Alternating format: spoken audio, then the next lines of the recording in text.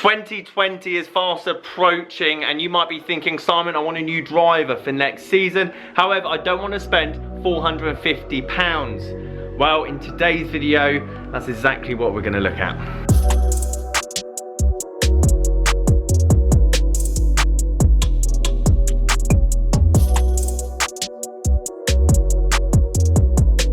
The last round, the all-round category, the one that does it all, even though I said it doesn't do it all at the start. You can't get a driver that's low spin and forgiving and so on and so forth. However, my favourite driver head that I've ever had in the bag has to be...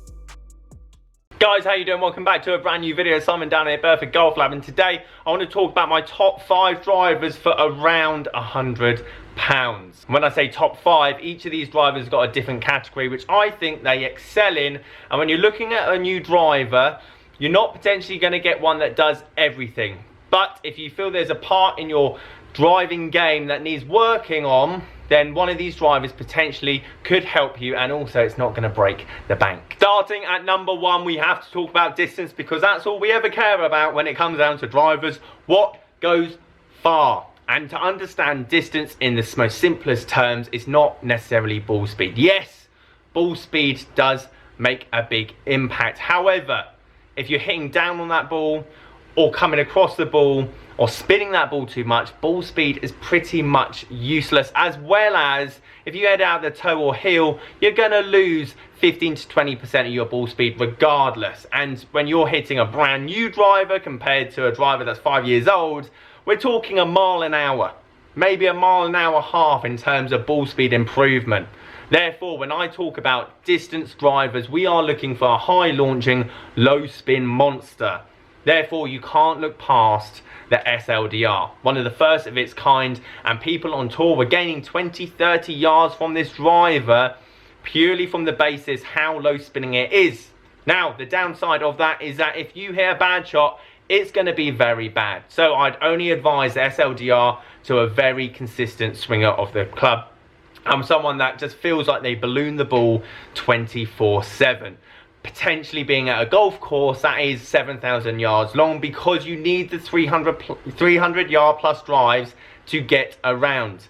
I'm not saying this drive is for everyone, and to be honest, you could probably get one of these for around £60-70, a very good condition one around the £100 mark. But if you're looking for something that's going to be high launching, low spinning like the Epic Flash or the M5, you can't really look past the SLDR. Forgiveness is the second category we want to have a look at, and potentially this is probably the most common thing that I get asked when they're looking for a new driver. And people want to get fitted for the new driver, they want something that's forgiving, not only good out the middle but all over, and it has to be the Ping G Series driver. Now, I've been a big fan of the G400 range, especially the G400 Max.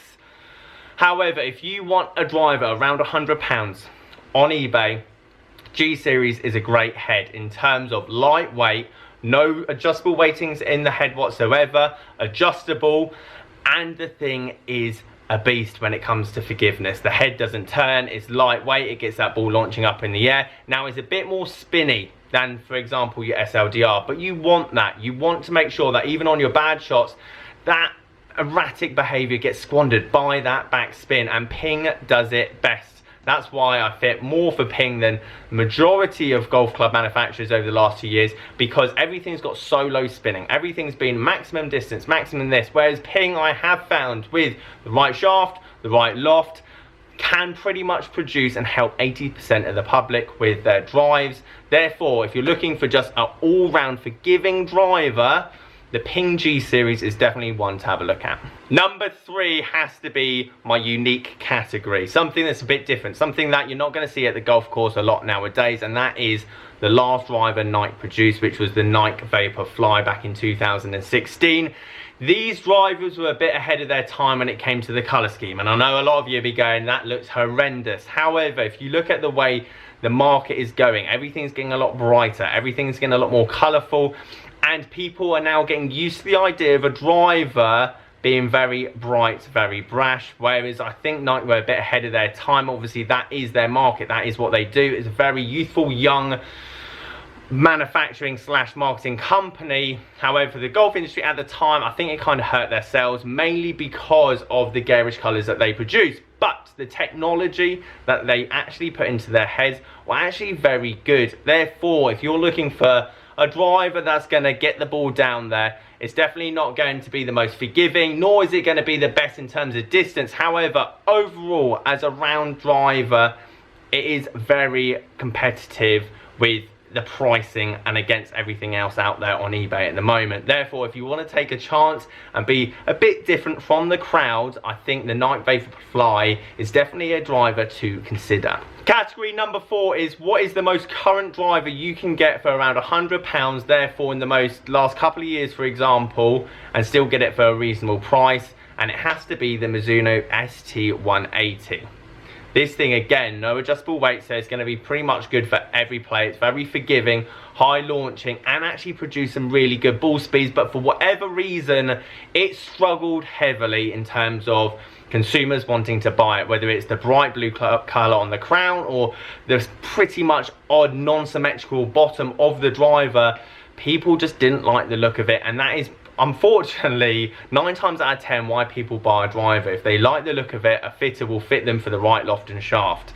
If they don't like the look of it, it's very difficult to convince someone to buy it. However, good news for you guys is that now, for the price point it is, you can get loads of these drivers. Now, you can get some for around £100. The new ones that have basically never been touched, because so many manufacturers or pro shops are selling them off because they've got an abundance of stock. So you're going to find a brand new one for about £150, but if you want a second-hand one, it's around £100. And again, Mizuno, in terms of the driver, it's going to be as good as the ST190. The ST190 has done incredibly well this year because it's black and it looks mean and it looks fresh.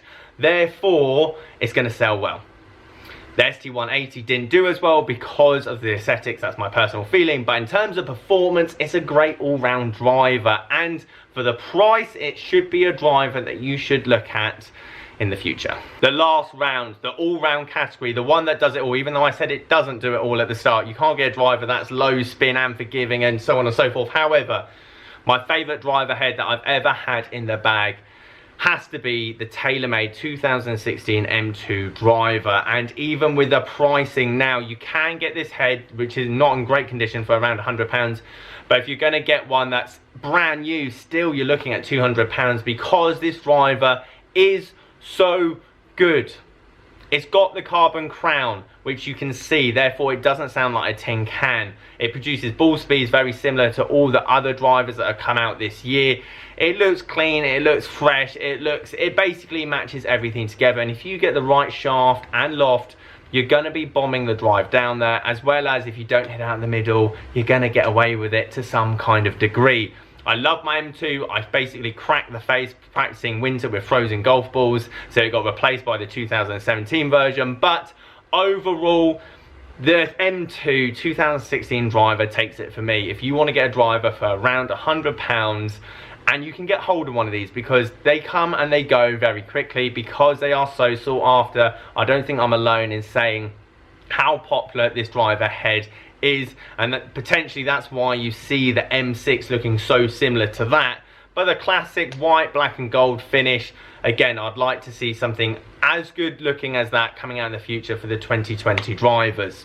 So guys, there you have it. There are my 5 categories for drivers around £100 going into 2020, and something that you potentially can look at if you're looking to improve some part of your game, whether it's forgiveness, distance, or just a general upgrade without spending a tremendous amount of money through next season. Guys, if you like this video, leave it a like. As always, please subscribe if you are new. Catch you guys later.